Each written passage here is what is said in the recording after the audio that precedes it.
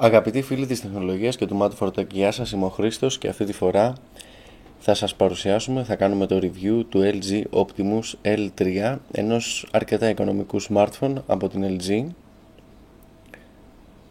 Πάμε να δούμε όμως τα τεχνικά του χαρακτηριστικά καταρχήν. Είναι το μικρότερο της σειράς L από την LG, η οποία χαρακτηρίζεται από ένα ιδιαίτερο στυλ, όπως βλέπετε και το τηλέφωνο αυτό. Έχει μια το θεωρώ αρκετά όμορφο. Πίσω είναι σαν σαγρέ εδώ πέρα το καπάκι. Βλέπουμε το logo της LG, κάμερα στα 3 MP χωρίς την δυνατότητα για flash. Η συσκευή ζυγίζει 110 γραμμάρια. Είναι αρκετά ελαφριά. Ένα από τα μειονεκτήματα που έχω δει είναι, δεν ξέρω αν φαίνεται τώρα στην κάμερα, είναι η ποιότητα της οθόνης, η οποία είναι στις 3,2 ίντσες και η ανάλυση της είναι 240x320 pixels. Βλέπετε, μερικές φορές σου δίνει την αίσθηση ότι η οθόνη αυτή είναι μικρή για να χωρέσει όλα τα application και όλα του Android. Βέβαια, είναι αρκετά οικονομικό και ρολάρει πάρα πολύ καλά, όπως θα δείτε, όπως βλέπετε μάλλον και στο βίντεο. Πάνω συναντάμε τον διακόπτη ανοίγματος κλεισίματος συσκευής, αλλά και αυτόν που βάζει τη συσκευή σε κλείδωμα. Εδώ είναι ο διακόπτης, εδώ είναι η υποδοχή 3,5 χιλιοστών, εδώ είναι το volume rocker, όπως το λέμε, για την ένταση. Κάτω έχουμε μια θύρα micro USB και εδώ ένα και μοναδικό κουμπί, το οποίο είναι κανονικό hard κουμπί, ενώ αριστερά και δεξιά εδώ μας φαίνεται το μενού και επιλογές από κάποια εφαρμογή, ενώ εδώ μπορούμε να πάμε πίσω. Για να σας ανοίξω λίγο και το καπάκι από εδώ.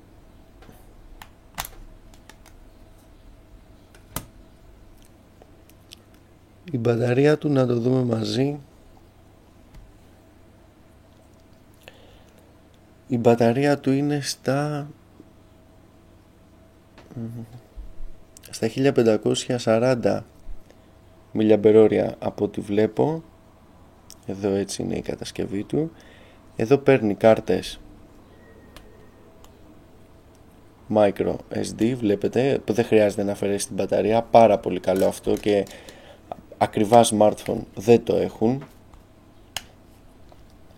Η ποιότητα κατασκευής του είναι πάρα πολύ καλή. Φαίνεται ότι το Android ρολάρει πάρα πολύ καλά στο τηλέφωνο. Έχει 800 επεξεργαστή στα 800 MHz, τρέχει την έκδοση 2,3. Δεν ξέρω και δεν νομίζω να αναβαθμιστεί σε ice cream. Έχει GPS, έχει ραδιόφωνο, υπάρχει Bluetooth φυσικά, υποδοχή για micro SD την είδαμε. Αυτά, και πάμε να δούμε λίγο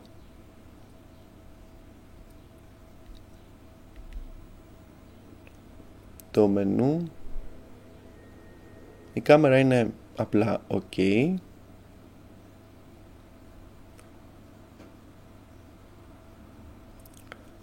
Ανοίξουμε λίγο το Instagram, το οποίο είναι και trend αυτή την περίοδο.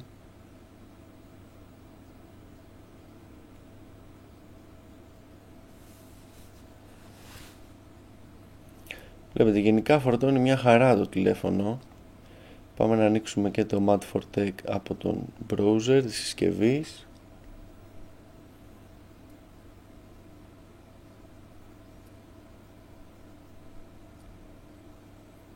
Για να δούμε.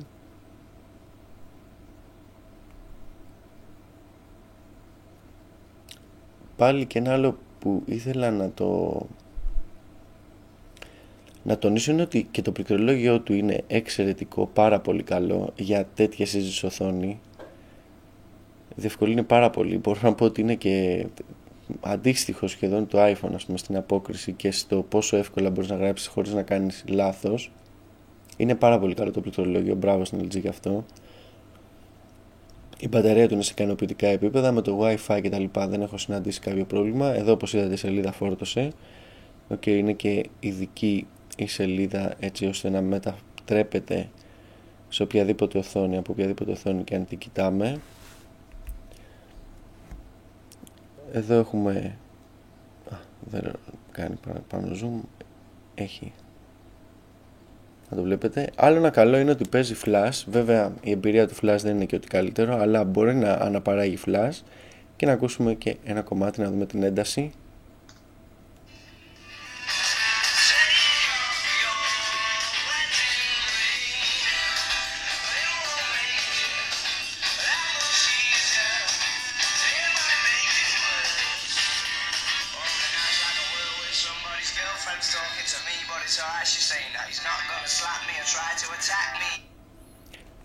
Αυτή ήταν και η ένταση. Πάμε να δούμε και ένα, βλέπετε flash player settings. Πάμε να δούμε και ένα βιντεάκι στο YouTube.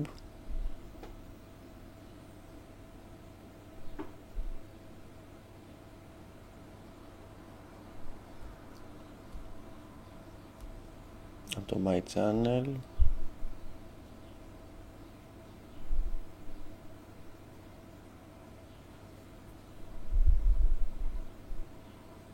Uploads, να δούμε το unboxing που είχαμε κάνει.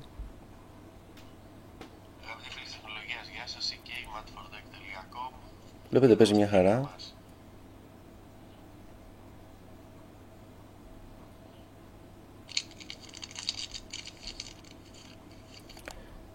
Αυτό παιδιά είναι το LG L3. Ok, αν έχετε συνηθίσει κάποιο μεγάλο smartphone στην υψηλή κατηγορία, εντάξει, θα τα βρείτε λίγο σκούρα, αλλά δεν προσφέρει κάτι τέτοιο, δεν έχει φτιαχτεί για να προσφέρει κάτι τέτοιο. Έχει φτιαχτεί για να κοστίζει γύρω στα 120-130 ευρώ και για αυτά τα λεφτά του είναι πάρα πολύ τίμια συσκευή.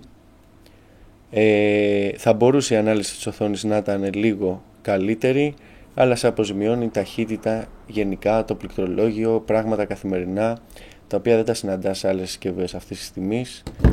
Ήμουν ο Χρήστος, matfortech.com.